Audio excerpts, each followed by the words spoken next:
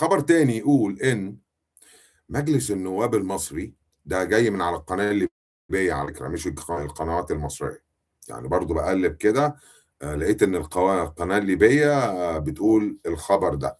بتقول ان مجلس النواب المصري في جلسه سريه اتاح او ادى الاذن للجيش المصري انه يتحرك في عمليات قتاليه خارج البلاد.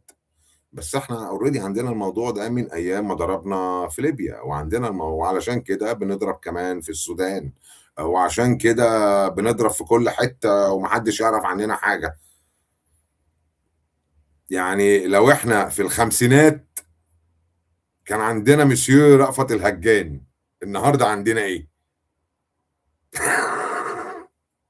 فعشان كده يا استاذ يلمز، زي ما قلت لك على الصاروخ بتاعكم اللي هو 6000 كيلو، مش مهم ما طوله، المهم مفعوله.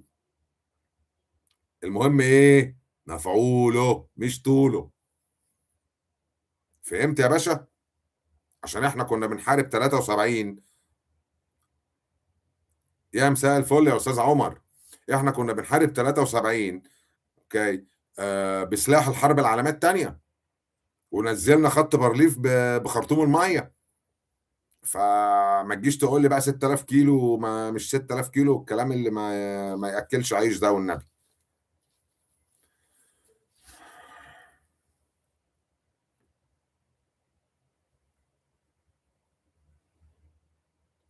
ايوه، يعني ده كان يا استاذ محمد ده علم سوريا القديم ايام بشار ولا الحالي؟ عشان العلم الحالي انا لا اعترف بيه. بس والمفروض يعني ان النظام الحالي كان نظام مؤقت، انما اصبح امر واقع. وانتوا مفخدين وقاعدين كل واحد ساب البلد وقاعد بره لك سوريا سوريا سوريا. ما ينفعش يا باشا، ما ينفعش، ما ينفعش. يعني ما ينفعش ان الاوزبكستاني يفتح عليا الباب وانا في سوريا، ياخد مراتي وياخد بنتي وانا قاعد بره.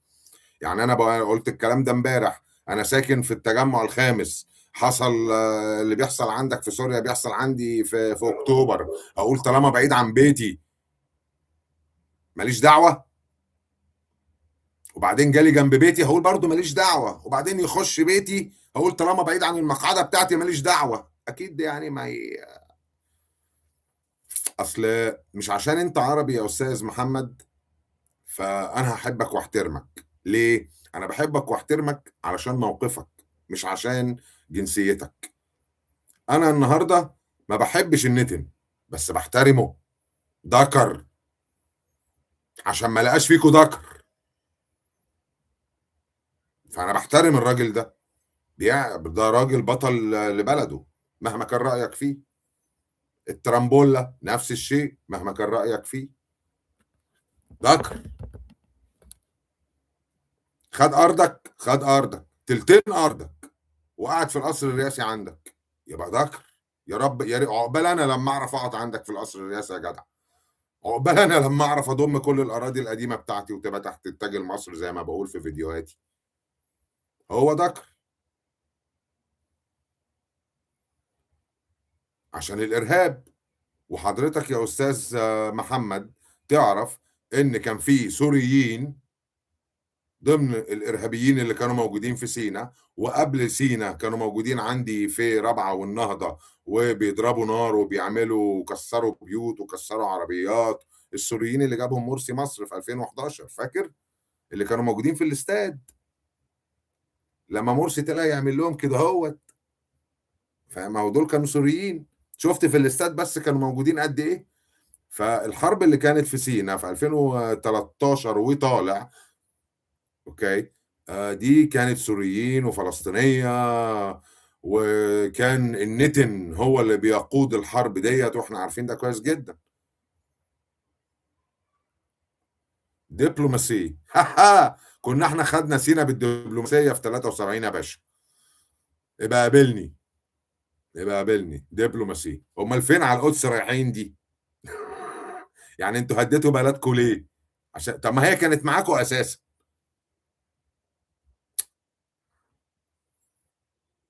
يعني كلمني كلام، انت راجل عايش في كندا، فأنت راجل المفروض مثقف، شُفت حاجة برّه سوريا،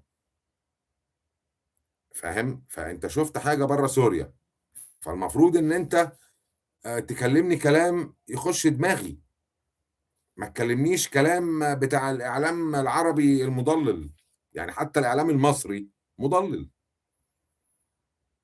قعدوا يقولوا إيران بتتضرب، إيران بتتضرب، أنا شايف إن إيران هي اللي بتضرب، النهارده البارجة الأمريكية متدمّرة من هنا ومن ناحية، والكينوك اللي هي الكبيرة اللي بيركب فيها الدبابات واقعة من على البارجة الأمريكية حاملة الطائرات زي المسترال المصرية كده، وواحدة فيهم متشعلقة كده أكنها نجفة نازلة من على الحاملة كده وعمّالين يطفّوا.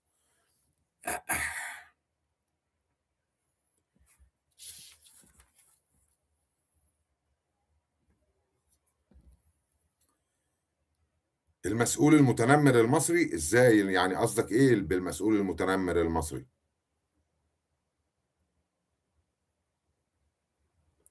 أيوه، يعني إيه المسؤول المتنمر المصري يا أستاذ عمر، قصدك بيه إيه؟ يعني اتكلم for free، يعني إحنا مش ما بنمسكش لسان بعض هنا، يعني أنا قُلت لكم يا جماعة إن الحلقات اللي أنا باعملها دي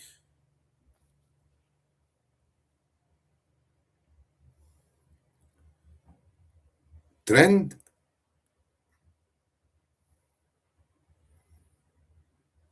مش فاهمك يا أستاذ محمد، أنا مش فاهمك، trend إيه؟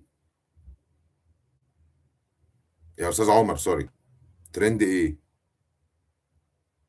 الtrend اللي قصدك عن إيه؟ يعني إحنا عندنا أكتر من trend النهارده، يعني الطيبات دي بقت trend.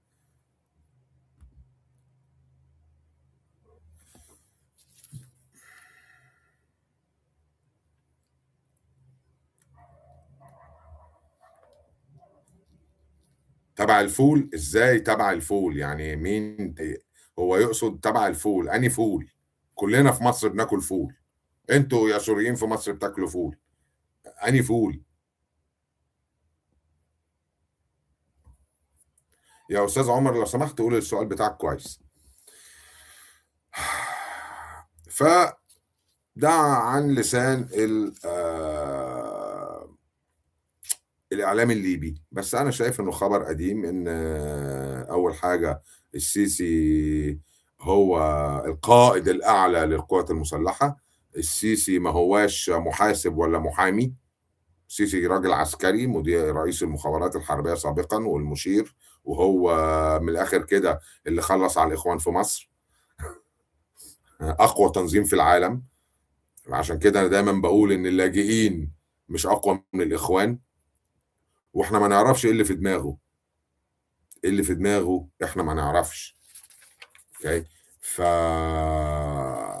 يعني بصوا يا شباب، عشان برضو إيه هتفضل تكلمني عن المسؤولين عن المسؤولين، كل مرة هنتكلم عن المسؤولين وعن الوزراء. أنا بقول لك أهو من الآخر، أنا لا أعترف بأي شهادات دكتوراه، لأنه يولى من لا يصلح في القطاع الخاص، فتخيل القطاع العام، قلتها كتير. هقول لك حاجة، وقت ما ابتديت أشتغل كنت أنا في سنة أولى كلية آداب، وكان معايا طلبة في ثانوي سياحة وفنادق.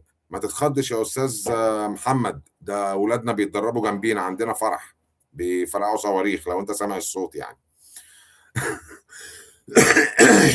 ويا ريته بيعمل بتمن شمروخ من دول يعني لما بيتجوز الراجل عندنا. الشباب أصلهم بقوا خسع قوي. مظلومة الست المصرية، والله والله مظلومة. ف زي ما بقول كده، الأستاذ عنان اللي النهارده مدير اليونسكو، اوكي، ما هو ما يا ريته معهوش يدي، انا لو معاك اديك، يعني انا لو معايا اديك، انما انا معيش اديك فين؟ واديك تقول ما خدتش يا خاين العهود.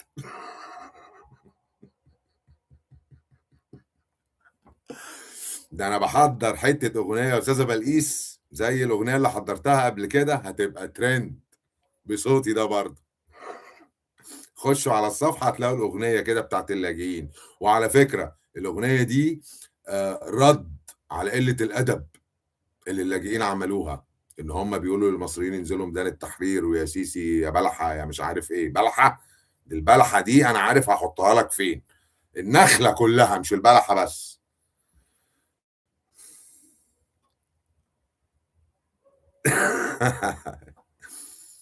آه، هم دول يعني انت سمعت البث بتاع امبارح لما بابا وماما يسمحوا لعيلهم انه يسمع شاكوش واكارك واديلك والقرف ده، يبقى العيل هيمسك الموبايل يتفرج على افلام سيكو سيكو وتبقى عادي، وبعدين يقولوا العيل ما بايظ.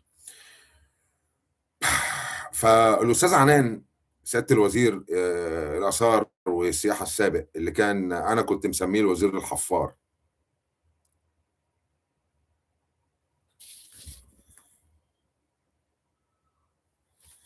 بلح ده يا باشا اسم اطلقوه عليه الاخوان لما سجنهم ان هو ما بيفهمش حاجه يعني. السيسي اللي مرقص الدنيا كلها ما بيفهمش حاجه. السيسي اللي قعد المصريين من 6 بعد الظهر في البيت لتاني يوم 8 الصبح ما بيفهمش حاجه. زي ما يلمس كده بيقول اصل اردوغان سمارت.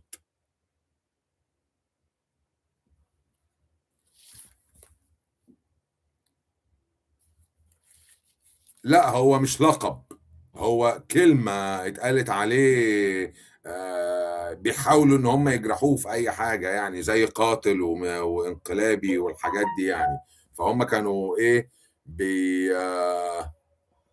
ثواني كده نشوف ايه الخبر اللي جه ده.